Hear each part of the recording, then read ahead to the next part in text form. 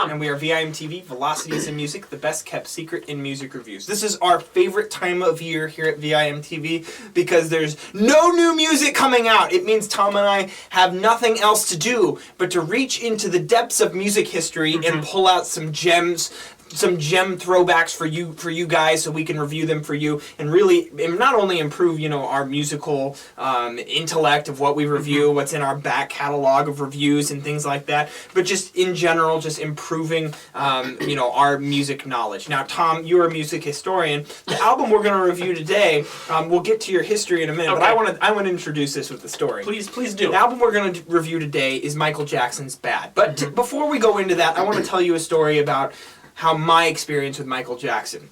Growing up, I was born the year that Bad came out in 1987, right? Yeah, it was actually a month and a day after I was born it came out. Wow. So, that being said, I had to, you grew up listening to Michael Jackson, whether it was on the radio or someone's playing it somewhere at their house. It's just in the back of my mind all the time. I didn't really actually listen to Michael Jackson until I was quite a bit older. When I was like 11 or 12, Alien Ant Farm came out with their single, Smooth Criminal. And man, did I think that was the coolest song ever. I listened to that song like 1,000 times a day. And then it wasn't Tom, but somebody like Tom was probably like, this is actually a cover, and it blew my mind. So I had to go look up who, and this is in the days of, when peer-to-peer sharing just came out, and I was illegally downloading music. I had to download the original, and I found out it was Michael Jackson. So interestingly enough, Michael Jackson is also the name of my father.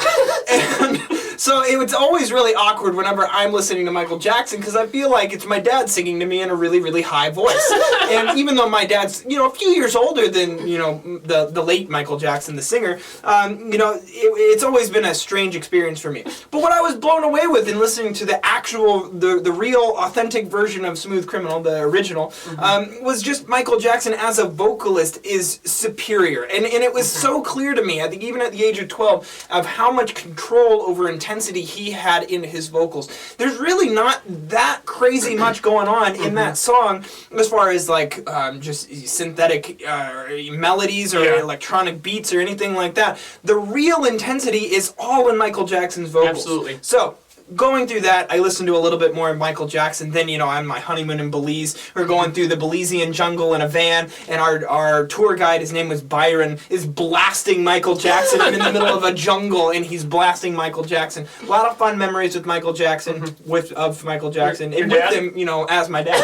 Yeah. He was your dad. That's crazy. So what do you know about Michael Jackson? Well, he came from the Jackson 5, which was great. Go listen to the Jackson 5 if you haven't. Thank you. Yeah.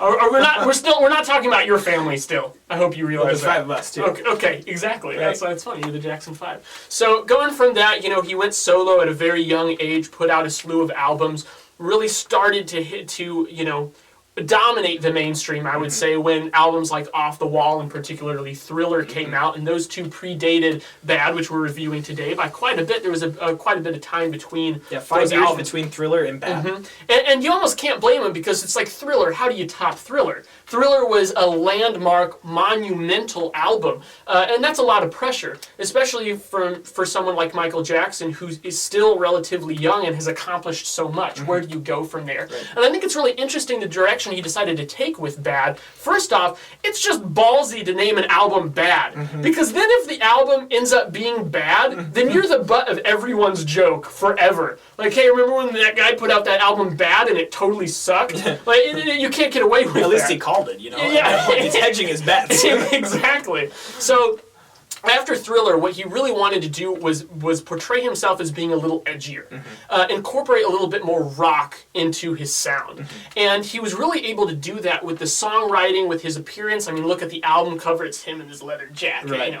He's bad boy, right? So quasi-mullet. Yeah, exactly. But mullet. it's not all image, and that's what I appreciate, because if you listen to the songs themselves, it's 80s, but there's a lot of screaming guitar on this album. There's a lot of really fat beats, huge bass, and really, while Michael Jackson is, arguably the king of pop. That's his title. Oh yeah, totally. I feel like he is much more of a rock vocalist on this album. He gets the intensity in there, man. And I mean, he's not just singing to be pretty. He's getting that in there. And I mean, what this guy has accomplished for music, I gotta say, like, whether you actually like his songs or not, that's fine. You know, we could argue that all day, and that's perfectly fine if you don't like him. But you cannot argue the impact he has made, for better or for worse. Because when you think about it, think about every pop star that has come out since Michael Jackson, since his prime time in like the 80s, when he was really hugely influencing this whole genre and essentially creating the foundation for it. Think about what he was doing. He wrote the songs himself. For the most part, you know, there were some collaborations, but he wrote the damn songs. He performed the crap out of them. He danced. He was a revolutionary dancer. He wrote his own dances, right? Yeah. Did a lot of that. He co-produced Bad in particular with Quincy Jones, who just, I mean, the production of this album is so far ahead of its time. And so you think about the fact that he was so involved in every aspect. What pop star is doing that these days? Right. You know, I mean, the closest thing I can think of is maybe like Justin Timberlake or Lady Gaga. Right. I have a lot of respect for those two. I think they're very talented.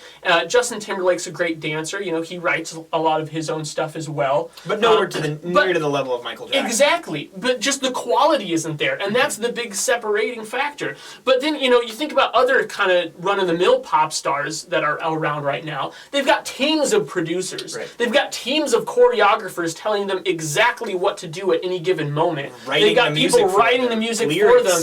And Michael Jackson, he came in and he was one of the first people to kind of form this genre, and he set the bar so damn high. Yeah. I mean, no one could live up to this, and they're still trying to, and they still can't. And whether Bad is Michael Jackson's, you know, best or not, I don't think a lot of people think it is. It's actually one of my favorites of his. I think it's a terrific album. But still, just the impact the guy had. So anyway, enough of my rant. Let's get back to this album in particular. So, first track, Bad. The single, self-titled single on this album.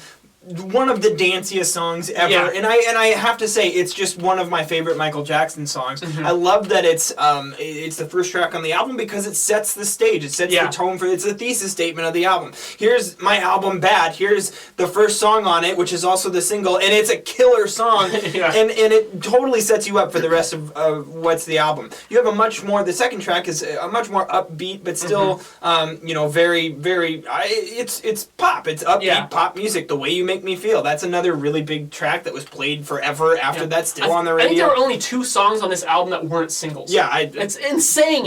Insane. And then, you know, you have Speed Demon. The first ballad is Liberian Girl. It's a very sensual ballad that's, you know, really, I think Michael Jackson's chance to show off his vocals. I mean, he is so passionate in that song, and it's almost a little bit racy at times of how just into it he gets, singing about this Liberian girl who stole his heart and stuff. Like, it really sticks in your... Because he sings it so well, it sticks in your mind. And I couldn't help but come back to that song quite often. And then Just Good Friends. Later on, you have Man in the Mirror. Which I thought just fantastic vocals. I mean, whenever I hear a track that has fantastic vocals, Michael Jackson's fantastic vocals on it, it pretty much got just ingrained in my head because he writes really catchy vocal hooks and sings them exceptionally well. And then I end up just loving that song because I can't get it out of my head. Yep. I'm the same way.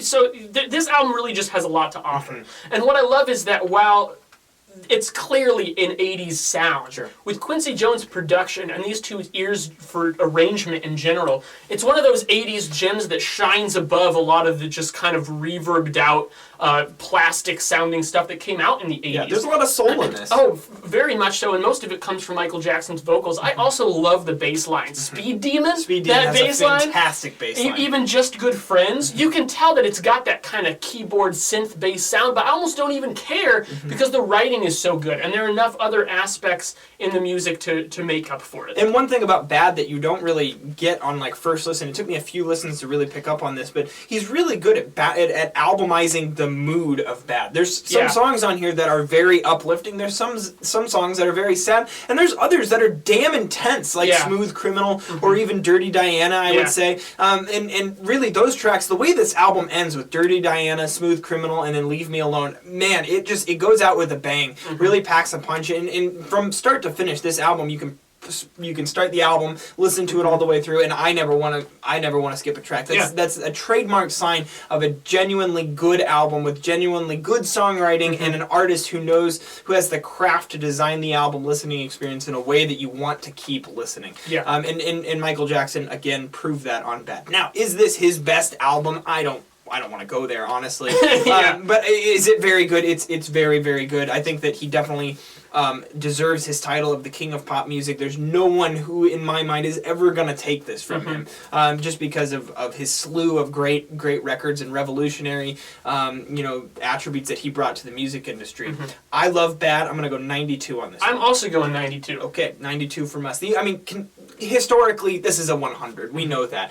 But 92 is what we would give this today, just based on how much we love this album. It's a snapshot of where we're at with it. What would you guys give Bad? What's your favorite Michael Jackson song and album? We'd love to hear from you. Leave us a comment at www.velocitiesofmusic.com or youtube.com/velocitiesofmusic. As always, follow us on Twitter, like us on Facebook. Let us know what you'd like us to review on this YouTube channel. I'm Jake. I'm Tom. And we are VIMTV, moving music critique forward.